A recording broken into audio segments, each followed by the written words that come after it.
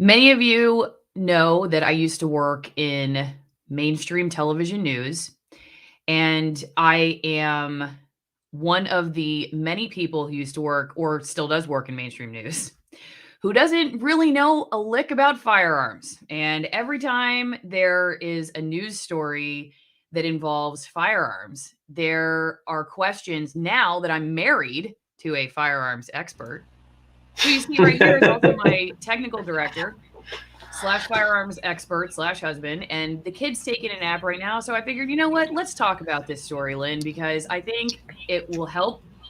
And I'm not really trying to point fingers because I was a firearms idiot too when I was working in mainstream news, and not trying to point fingers and like name call or anything, like not trying to be mean, but the vast majority of people that I worked with, including myself, did not own a firearm. We only knew about them when we were showing up at crime scenes. And so even when it comes to understanding the official narrative and asking questions about it, like, wait a second, that doesn't make sense. Is law enforcement trying to spin it a certain way, like TSA in this particular case?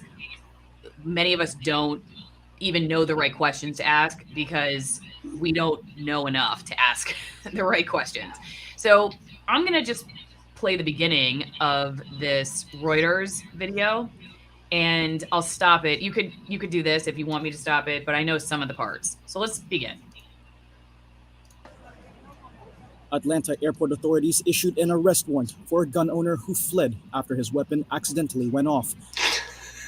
Okay, I know you have comments there, so go for it.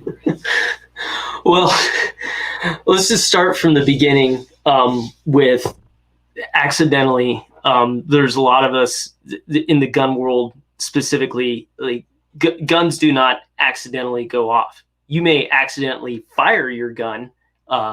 Many of us consider that negligence, but a gun itself does not accidentally go off. It's actually very difficult for that to happen. So that's the first part. This is clearly a case of a negligent discharge, is what the proper terminology would be for that. But there's a couple other parts in there that I want to hit. But if you want to play a little bit more, because there's a couple things they add into that, and then I can kind of encapsulate that into a whole thing. Causing huge delays in flights amid the busy Thanksgiving period. Authorities have named the suspect as Kenny Wells, a 42-year-old convicted felon. 3 people sustained non-life-threatening injuries, while crowds of passengers had to wait long hours to be cleared at security. Anything there? Yeah, definitely. So, yeah, convicted felon. He's not even supposed to have a firearm to begin with. But that happens. It actually happens a lot more often than people think.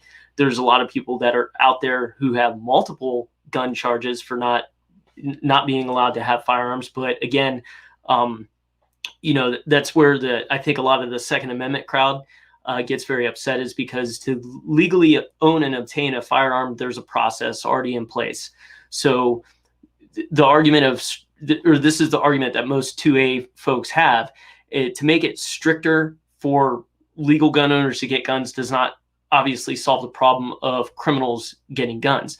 The main reason that a lot of these things continue to happen is the fact that when these individuals are picked up on the street, not being allowed to have a firearm, they let go. So it's more of the legal system that's at fault there, not so much anything else, if that makes sense. So that's all pretty interesting. But there's more if you want to push it forward again. Robert Spinden, the federal security director with the Transportation Security Administration, said airport operations have since returned to normal. A passenger submitted his accessible property for X-ray screening at our main security checkpoint. During the screening process, a prohibited item was detected inside of his property. The passenger lunged into his property, grabbing a firearm that was located inside, which ultimately discharged. Like this is so comical. I can't even. So my argument would be like this: is on the most probable versus most dangerous side of this. None of this happened by accident, really. Like, the firearm ended up in your bag. The firearm was loaded. you not only had a loaded firearm in your bag, you also had it loaded in your bag and loose. It wasn't even in any kind of a case or a holster or anything like that. And then he was able to actually reach into the bag during the course of the screening. There's a very specific process that occurs when you go through TSA screening. And the biggest thing is, and there's nomenclature, there's posters all over the place when you check in to your flight. So he had to make it through several steps before it actually got to the point where it goes through X-ray and they're like, okay, we're going to additionally screen your bag because we identified a prohibited item, i.e., or ergo the firearm itself, which shows up pretty clearly inside of one of those X-ray. I mean, those screens pick up very well things. So in my eyes, there's a lot of security steps there that broke down. So this individual ignored all of the signs and placards saying, hey, you cannot carry a firearm on a flight. He still made it through. He was checked into the flight via the ID check there at TSA. So where this actually took place, if you want to think about it like this, he actually got the firearm through security, because in order for it to get opened up and have a TSA agent look at that through one of those security checkpoints, that mean it actually went through the X-ray machine, and then they identified it. It went on the alternate conveyor belt or partition that allows the TSA agents to actually grab the bag, and then it made it to a table where they do that additional screening looking for that. So in my eyes, that's a seam and a gap to this thing. And anybody who's ever transported a firearm, I've transported firearms several times flying. I've even gone overseas with firearms. So there's a process to it. You first make a declaration. You sign the declaration stating that the firearm's in the case, it's in an appropriately locked case, and that the firearm is in fact unloaded and safe. Thanks, Cam. Appreciate that. I know you're fooling.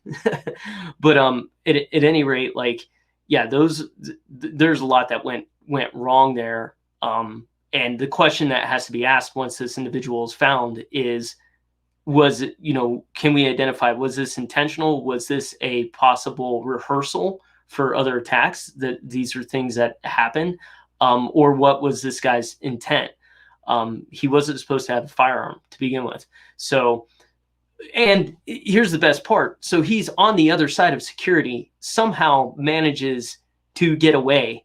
When I've been through Atlanta, through security at Atlanta, there is no less than 5 TSA agents there. So there's just a lot of things going on there in my eyes.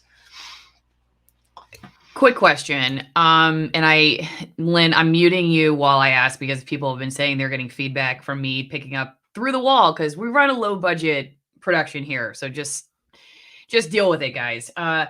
I remember the last time I traveled with our daughter to meet you, actually, somewhere.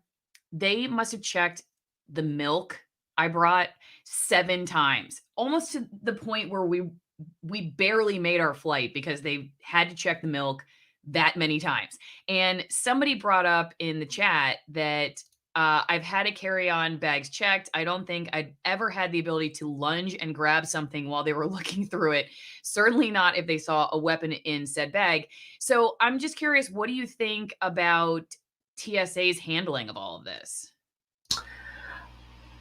I think that they fall victim to a lot of the same things that it's human conditions that occur. So you're dealing with things like change blindness and adaptation.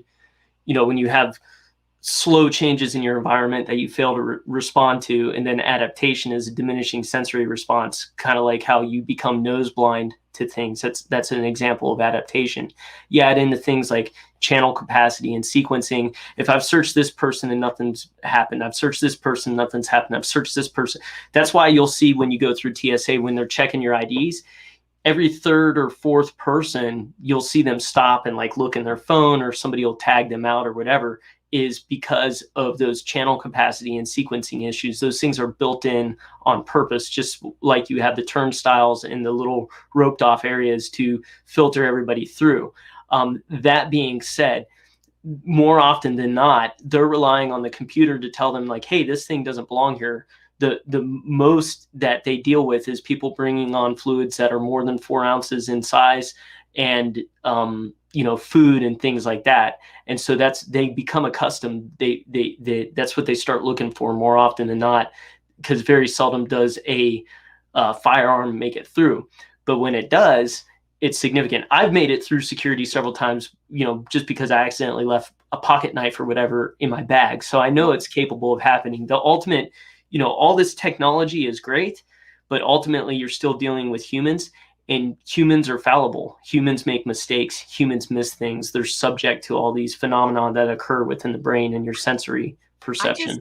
I just think it's funny because that moment I'm telling you about where they checked the milk multiple times, they ran it through the X-ray so many times. I was like, I don't even think I want my daughter to drink this anymore. It's been through the X-ray so many times. So I, like that person was saying, I don't know how I would have lunged towards the milk to get it and get in some kind of milk fight.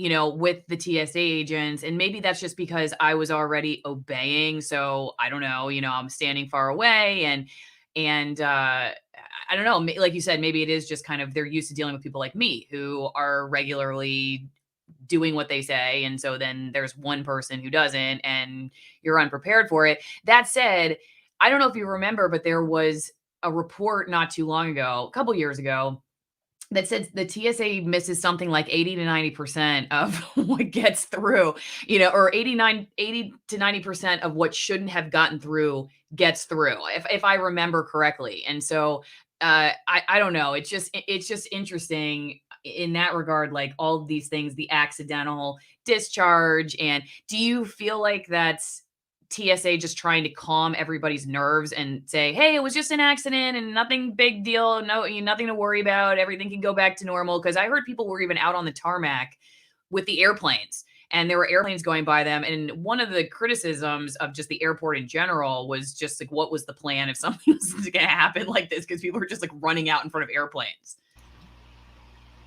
Yeah, well, I mean, there's a lot there. I mean, what I'm reading here is that nationwide, TSA has stopped over almost 5,000 passengers from carrying firearms onto their flights.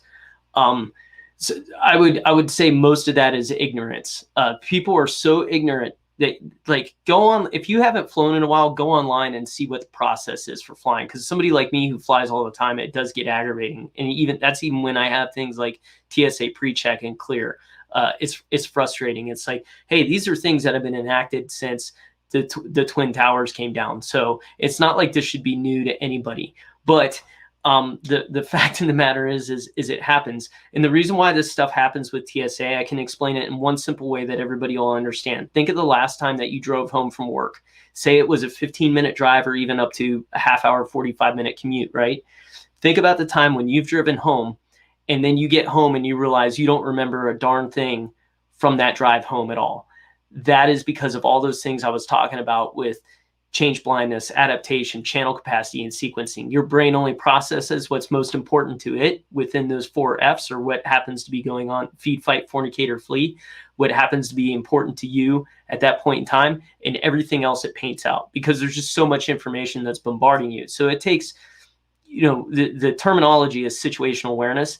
It is mentally and physiologically and psychologically demanding. It is not easy to do. And so, people take for granted, they look at individuals at TSA like, oh, they're just security guards, overpaid security guards or whatever, but it's an important function. And, a lot of times though, we start getting into the mode of just check the box.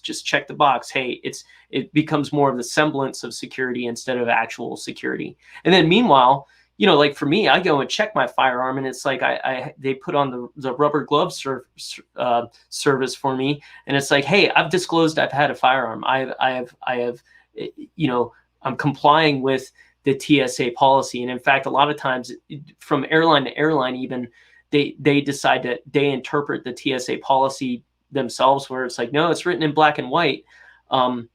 And I actually have to have it ready to go on my phone to show them how stupid and how wrong they are, because they don't know what they're talking about. Like my favorite one is that I have to have TSA locks on my firearm case. Actually, no. TSA locks are able to be opened with a master key, and in fact, it states specifically in there not to do that, to use your own personal locks. Or they'll do things like, hey, you need to give us your keys so that we can unlock it and check it. And it's like, no, negative. I'm responsible for that firearm. If you're going to open that case, you're going to do it in front of me. Usually it happens where I'm behind some kind of a metal table. There's plenty of distance between me and my bag. They go through, they open the bag, they ensure the firearm is unloaded, they ensure that it's safe. They wipe it down with the sniffer to identify if there's any chemical precursors or explosive residues. And then they put their little flyer in there saying that it's been checked, and then they close it up, and then it goes straight to be checked with luggage. There's a very secure process that's supposed to happen with that. But even then, you'll see from airport to airport, they enact those things differently. And it's the nature of humanity, I guess, is the simplest way I can put it. But what really strikes me as significant is it took them, first of all, this guy was able to evade after being on the other side of security, essentially. Nobody stopped him. Nobody maintained control of him. No, nothing. He bounced. He got into the fray with everybody else freaking out. And I forget what it said. I think it was 3 hours or so before they were able to give the all clear. Like, absolute madness in the airport. One person fell, but I don't think it was related to that actual event taking place.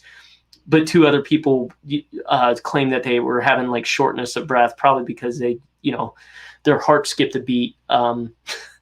I wouldn't doubt it. But this to me just highlights too, again, like the terminology that the media uses is no different than what went down with Rust, and no different than even recently with the Rittenhouse thing. Like, here you have a prosecuting attorney who is making an argument that, individuals should or should not have had a firearm or been somewhere or whatever. And he actually pointed a weapon at the jury with his booger finger on kill.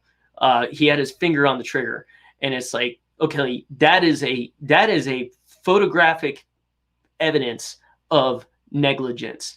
The thing with Baldwin and that whole situation, that is evidence, once again, of complete and total negligence. Number one, you treat every weapon as if it were loaded, even after you've ensured it to be clear. You never point a weapon at anything that you do not intend to destroy. You keep your finger straight and off the trigger until you're ready to fire. You keep the weapon on safe until you intend to fire. And you consider your target and its background. If you follow those rules, you will not have an incident with a firearm, but people are ignorant. So, all right, let me keep playing. And yeah, go for it. The passenger then fled the security checkpoint through an adjacent exit lane with his firearm. We're fortunate that when the firearm went off, nobody was seriously injured. Time out. Time out. You want to talk about the dog? I didn't even helping with vaccine hesitancy. I didn't even realize this. Like, he actually made it out of there with his firearm. Wow. So that makes it even worse. Oh man, goodness gracious. Yeah, you could finish it out. Oh, all right. I was muted. Sorry. I was just going to say, I am very curious about this dog with helping U.S. kids with vaccine hesitancy. Oh, yeah. Okay, no comment. I'd like to, if we talk about firearms and the COVID vaccine, I will definitely get kicked off of YouTube. Here we go. Firearms were seized at U.S. airport checkpoints in the first 9 months of 2021.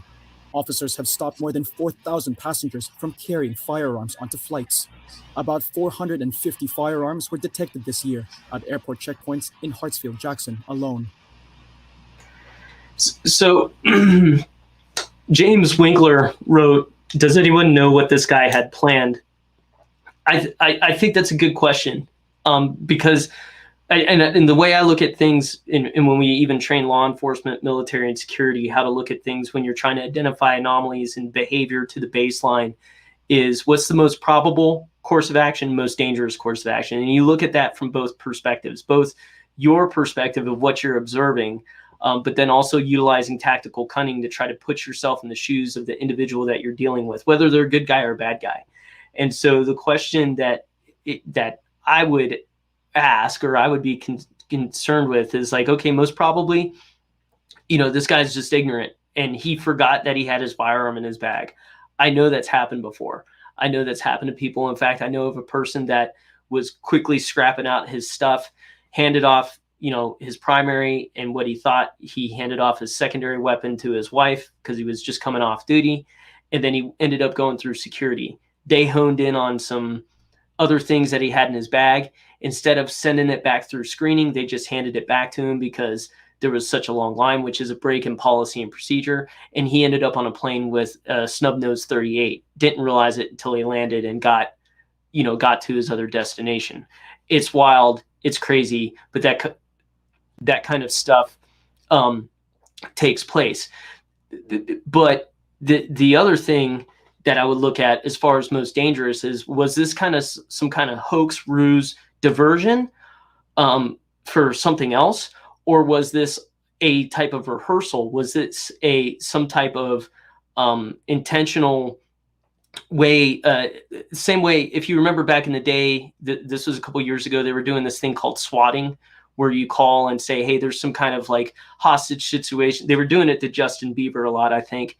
But and I looked at that as like, well, that's a rehearsal. You're throwing a rock in the pond to try to see what the response time is for that special weapons and tactics or, HRT team or what have you. And so that's the way I look at that. The same thing happened at King's Crossing.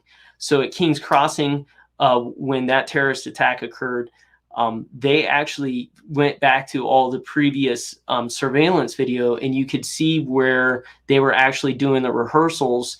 What the whole purpose of the attack was is they would get down into the underground there at King's Crossing. It went in several different directions. Each individual with their suicide vest or whatever would get to where they were going, and then they would detonate. Interestingly enough, on that day, one of the attackers, the batteries went dead or whatever on their for their power source for their trigger.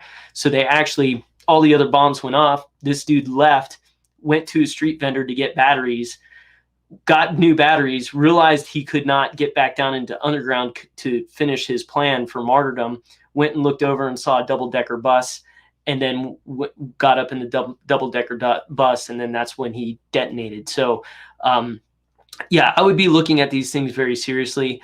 I would hope DHS has, somebody with some sense investigating this and trying to look at deeper backgrounds on this, because this guy could be just a patsy or a ruse or something like that to something that's bigger. I don't think that's being hyper vigilant. I think that's just being, exercising due diligence. That's just my thought process. I mean, another option that would be on the less dangerous but probable, hey, the guy knows he's not supposed to have a firearm. He's visiting grandma for Thanksgiving. He's like, I want to bring my gun. I can't check it right? So I'm going to put it in my bag and hope that they don't find it. Is it possible that's what happened? Anything's possible. I mean, there's no way of telling. I'm sure more information will come out once they catch up to this guy. But it's certainly wild. So, but I just for me, it just goes back to that. I love the way that the media covers this, because initially they're willing and ready to jump to conclusions on everything else that occurs in the news cycle. But on this, the first initial reports were, because this is a little bit where they said, convicted felon's gun goes off, 3 hurt. Like the initial report was, a firearm accidentally goes off in the airport. And I'm like, the guy just gets away with the gun. You ask the question of how that happens. Guaranteed how that happens is people's first 3 file folders for a non-standard observation. The first file folder is denial. OMG, I can't believe this is happening. There's no way this is happening. Yes way, it's happening. And then, the next one, of course, is thank God it's not me, or why was it them and not me? And then it goes into, well, what can I learn from this non-standard observation? That's exactly why when Cho was doing his attack at Virginia Tech, you had kids filming him and texting each other going, oh my God, what's going on? What's Cho doing today? He lost his freaking mind. It's like, hey, I'm pretty sure it's evident. It's apparent like what is taking place here, but that denial can be very strong. Yeah. Well, how would you write this headline differently? Instead of felon's gun goes off, would you say felon discharges firearm or shoots gun? Yeah, I mean, you could, like, for me, I would just, I think there's enough to grab your attention there to just say chaos in Atlanta as when a negligent discharge occurs, or firearm negligent discharge, because that's what it is. It's negligence all the way around. Negligence on the individual's part, even whether him being a legal gun owner or not, that's negligence. Because he made the decision to have a loaded gun in his bag, made it all the way through there, so on and so forth. Negligence, and I don't care. I'm okay to say it. It's my opinion, but negligence part on part of the TSA, like you identified something that looks like a firearm in the bag, and it was very clear that it was a firearm, and yet you still him wingspan and access to that firearm. That's absolutely mind-boggling to me how that occurred. I would be very curious as to how that occurred. One other question that I just thought of too is I'm trying to think of how it's typically described. Like why in this case they said gun owner when the person's not legally allowed to be owning a gun. I need to go look at some other reports to see how they typically describe it. But it is kind of interesting that that terminology is used. Maybe not. Maybe it's not interesting to you or anybody else, but I don't know. I feel like we typically used to describe it as man with a gun or something instead of gun owner. I don't know. I just find that interesting. Yeah. I mean, possession is 9/10 in most places, all places, I reckon. So yeah, firearm was in his possession, so that makes him technically the owner of it. But it is it's just, yeah, the whole thing is curious to me. And I think again that the focus gets, kind of everything's. It just strikes me as what's actually the quote unquote media, what it determines as important information versus what is not. Just it drives me batty. And you know this about me. We've had our interactions when it comes to the media and firearms, and there's a lot of different agendas out there, and those things start to really kind of make themselves as evident to me in seeing these things. So also here, it does say that the TSA, this is according to TSA, that the agent advised the passenger not to touch the property. And as he opened the compartment containing the prohibited item, the passenger lunged into the bag and grabbed a firearm, at which point it discharged. So that's how they're right. That's very passive language, I guess, there too, kind of. But maybe it could be an accident. That part could be an accident. He was just trying to grab the gun and he just grabs it really fast and pulls the trigger. It's sloppy and negligent, but it may, he may not have been intending to fire the gun. Yeah, I don't know. I can guarantee this. There's surveillance video there of that whole interaction taking place. So that'll be curious to see if that ever makes the light of day. It should. We should be owed that as tax-paying citizens who pay for TSA. But I go back to, I have an anecdotal story of something that happened to me. So I was flying from a law enforcement conference. I had several firearms with me that were checked. So I had several rifles, several pistols, because we were doing training, and there was some kind of issue. So I guess when they checked my cases, I told them that, hey, the declaration form needs to be on top, because I usually get 2 declaration forms. I put one in the case, but then I also put one on top. So all they have to do is take one look at the top of it and see that there's a declaration form there, especially when it's a case that only my locks can open. At this particular time, they argued with me. So I was like, all right, I already know how this is going to go, if it's going to go at all. So sure enough, I'm laid over in Chicago. I get called over the 1MC over the intercom on the airport. Hey, Mr. Westover, we need you to whatever come and meet with a TSA representative or whatever. I show up. There's a law enforcement officer and a TSA representative supervisor there, and they're right there in the terminal are my gun cases. And they were like, well, we need to see that, you know, these firearms are clear and this, that, and the other. I'm like, you do realize we're in the terminal. Like, you should at least pull me into some kind of ante room or whatever. And they had me open them right there in the terminal, which blew my mind. You can't make this stuff up. That kind of brings us, I think, to this person's question, right? Why would they open the bag in front of him if you see something that dangerous? It's one thing to take my milk for my child and run it through the x-ray machine an ungodly amount of times, because I'm not going to probably kill you with my milk. But I don't know. Maybe you've never traveled with a mom who is going to miss her flight with a toddler. But anyway, somebody is asking about that. Should they have done something differently there? That would have been a situation where if I think there's a firearm in the bag, and again, I don't know what their policies are. And again, it seems very apparent. Each airport has its own security policy because you have different security infrastructure and layouts. However, if this was Lynn Westover doing this, if I think I see what is clearly some type of firearm in the bag, instead of doing the open the bag screening right there, I would call for somebody from airport police, and we would take the individual. There's ante rooms right there, just like they have ante rooms where if like, hey, I don't feel like going through the sniffer or through the metal detector, I want to get a physical search, and I do not want to have the physical search done in front of everybody else.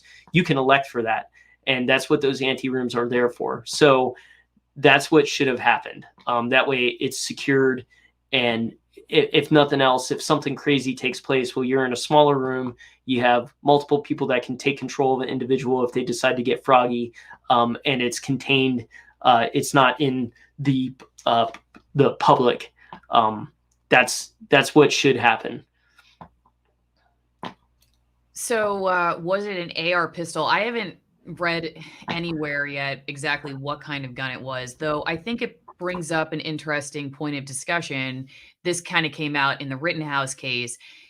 Those of us who are in the media and don't know a whole lot about firearms tend to freak out about optics. And so the bigger the gun, the more freaked out we get. And so we tend to identify something large as worse, where I heard a lot of people pushing back on that narrative, like the whole vigilante with a big gun, to say, hey, listen, it's much easier to conceal a smaller gun. And just because you're freaking out because it looks like a thing you take to war, you're in more danger with people who can conceal smaller guns. I'm just curious if you want to comment on that at all, Lynn.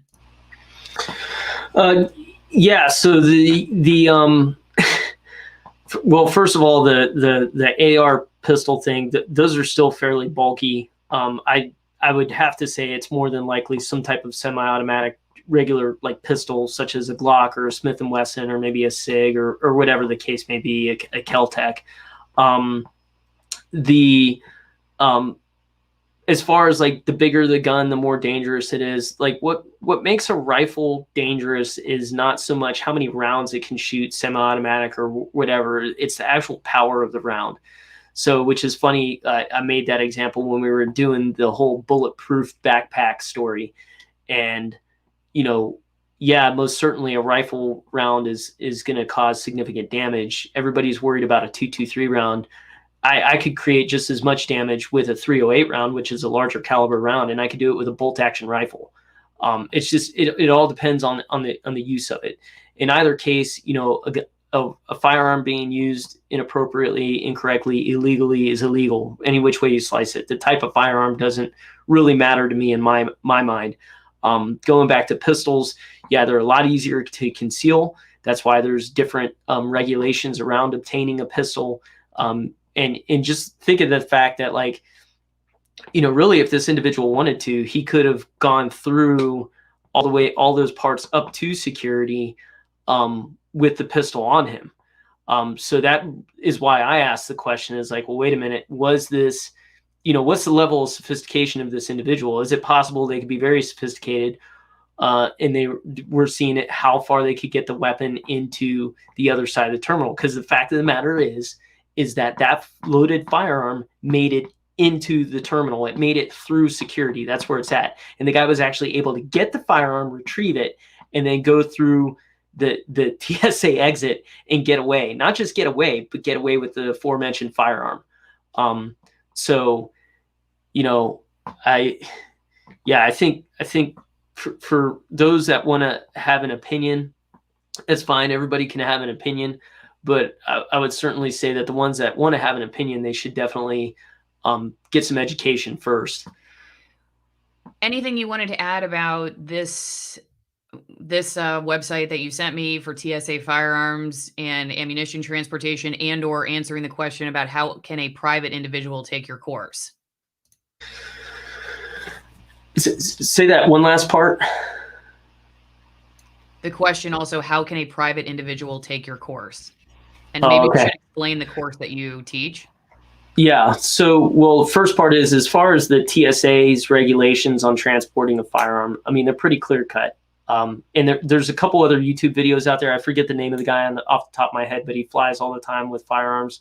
And the TSA is ridiculous in different airports because there's this weird mix of who's responsible and who's in charge of what, whether it's the airline or TSA or DHS or whoever. So definitely education is the key. If you're trying to travel, make sure you know the rules when you're doing it. That's my first thing.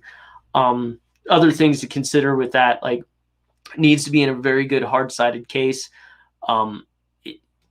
I like the what's it called, the life vault or whatever case, because you could put in a punch code or use a tumbler key with that. Ammunition needs to be stored in either a paper carton or a hard carton case. It needs to be kept separate from the firearm. There are instances where it can be in the same case as the firearm, but it still has to meet all those other requirements. And you're not allowed to fly with more than 11 pounds of it. And I think the highest caliber you can have is 0.75, which is crazy because that's 3/4 inch size round. As far as like my training and what I do, you could go to www.slcsquared.com. That's www.slcsquared.com. That's our main website. We do have a training e-learning program. I'm working on more curriculum to put on e-learning. It's a process, but we do have a just under an hour-long course that's an introduction into our 6-layer concept, which is our HT and BPR program. That's human terrain mapping and behavior pattern recognition, where we utilize the science of human behavior within a decision-making algorithm for advanced critical thinking paradigm, to not only make decisions quickly on the fly, but then also after the fact, you can articulate and defend those decisions against legal, moral, and ethical frameworks. And it's not because you have an opinion, but because this is science. And ultimately, I think the easiest way to put it is to have the ability to say, hey, it was Colonel Mustard with the candelabra in the library. That's the way that I look at that. A question that came in from ROKFIN: what is an assault rifle - pistol ? Well, so here's the first thing. So when people hear AR-15, they think that stands for assault rifle. It actually stands for arm light rifle. That was the initial inception of that. It's a direct gas impingement semi-automatic rifle. So it's gas operated, shoulder fired, semi-automatic. Just like pistol is blowback operated, semi-automatic. The difference between a rifle, so you have a rifle, you have an SBR, which is a short-barreled rifle, and then you have an AR pistol. It all is determined based on the length of the barrel as to whether it's classified as a pistol, a short-barreled rifle, or a rifle. And then usually with the AR style pistol, it's not to have a buttstock. It's to have what they call a brace. and the intent behind the brace is that you don't actually shoulder it. It's bracing against your arm because it's such a small thing. So it's really kind of 6 to 1, half dozen to another. A lot of people get up in arms about it, but a firearm is a firearm. They're dangerous. They can be used incorrectly and for nefarious intent. But again, responsible gun owners, they know how to safeguard their weapons. They know how to use them appropriately. And they understand too that you're accepting a level of liability and risk when you decide to carry a firearm, especially a concealed carry weapon, or carry, there's a lot of states that have open carry. So you carry one out in public. I'm not a big fan of open carrying a weapon system because I feel like that makes you a target. However, that being said, the reason why open carry laws are in place for a lot of different states is because if you're carrying concealed and then for whatever reason, say your shirt or however you have it concealed, it becomes unconcealed. In fact, it becomes open. Then, in states that don't have open carry laws, then that means technically you could get charged with brandishing a firearm, which then would potentially cause you to lose your concealed carry privileges or even your privileges to carry a firearm at all. So, there's a lot of, as the dude would say in The Big Lebowski, there's a lot of ins and outs and what have yous. Well, I don't have any other questions unless there's anything else that you'd like to add. I will just give a quick shout out, if it's okay, to my sponsors. And you should not drink. I don't know. I'm not gonna say what you should or shouldn't do. I probably shouldn't do that, but you can safely drink and watch my live stream. So I wouldn't recommend drinking and then going through TSA. That was what I was originally. If you have something that could potentially get you in trouble, I would suggest being sober when you go through TSA. That was what I was originally going to say. But you know what? You can do what you want. So don't forget, you can support my work. 50% off my favorite Malbecs from the high mountains of Argentina, high altitude Malbecs, 50% off the wine again, like I said, and 50% off shipping. They're very good. They've switched them out from the last 3. So if you're looking for a gift for Christmas or any other holiday, check them out. Or maybe it's easier to ship some coffee. It's definitely fine to drink coffee before you go through TSA with your milk that you're bringing for your toddler, because you'll be alert when they send it through the X-ray 18 times like I was, and you'll ask yourself, should I feed my daughter coffee instead of milk now because the milk has gone through the X-ray so many times? I'm a little concerned that it's not even milk anymore. So go to twinenginecoffee.com/Allison, twinenginecoffee.com/Allison. These are Nicaraguan roast, high altitude, shade grown, USDA certified organic. And I always give a shout out to the Cartura tea right here. It's this purple box. It's pretty cool. It's tea made out of coffee fruit, and I cold brew mine 24 hours, and it's really good. And it also it gives you energy without kind of the shakes of coffee. So I really like that. So don't forget, twinenginecoffee.com/Allison, AllisonWinePromo.com. I hope everybody has a safe rest of your weekend wherever you are. Lynn, nothing else? Shall we go? I do have one thing to add because I just saw it pop up in the comments, and that was M1K3 Droid said it's not a privilege to carry a firearm. If I could expand on that, no, you're absolutely right. It's a right. It's not a privilege. It's in our Bill of Rights in the Constitution to hold and maintain firearms. However, states also have sovereign authority within each state, and so things like concealed carry privileges or open carry, there are things within the law that are specific to that stuff, and that's what I was referring to. But I don't mean to say, just for all those hardcore folks out there, like I feel very strongly about the Second Amendment rights, as I do with all the rights that we enjoy in our country. So I don't mean to diminish or degrade that. I'm just stating kind of a point or a fact that, like, improper use or improper carry of firearms can cause you to lose the ability to do that. Just like being a felon, now you no longer have the legal ability to carry a firearm anymore because you're a felon. Maybe the best way to say it is a responsibility. It is a great responsibility with it. Okay, last question. Please promo Lynn's favorite flavor of energy drinks. I'm gonna preface this by saying I do not condone. I don't think it's a privilege or a right to drink energy drinks. I think it's dumb if you drink them. But Lynn, would you like to tell your favorite energy drink? I would say that I've actually cut down on energy drink usage. So when I was drinking them a lot, I was drinking the Monster Sunrises. Those were my favorite. But I've actually kind of totally gotten away from that.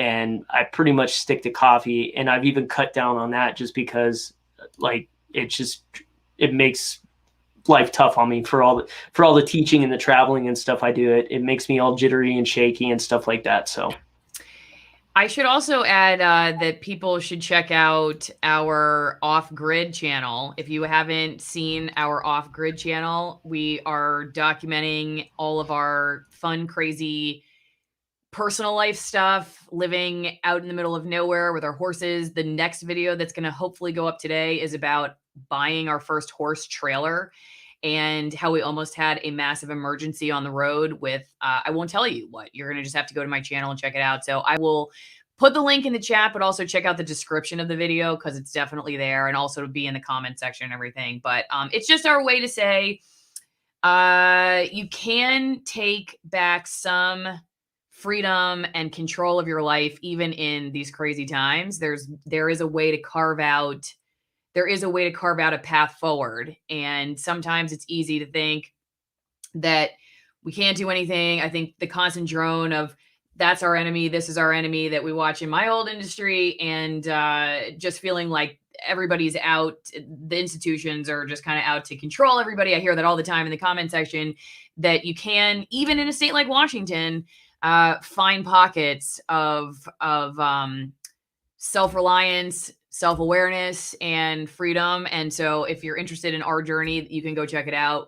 We're trying to live the message. So anyway, thanks to everybody for watching. I hope you learned something. I certainly did. Like I said, I just decided to do this because I worked in mainstream news for a long time and really did not know too much about firearms. And now I'm married to a firearm expert. So now I'm getting to relive all my mistakes every day. Okay, so anyway, bye everybody. See you next time.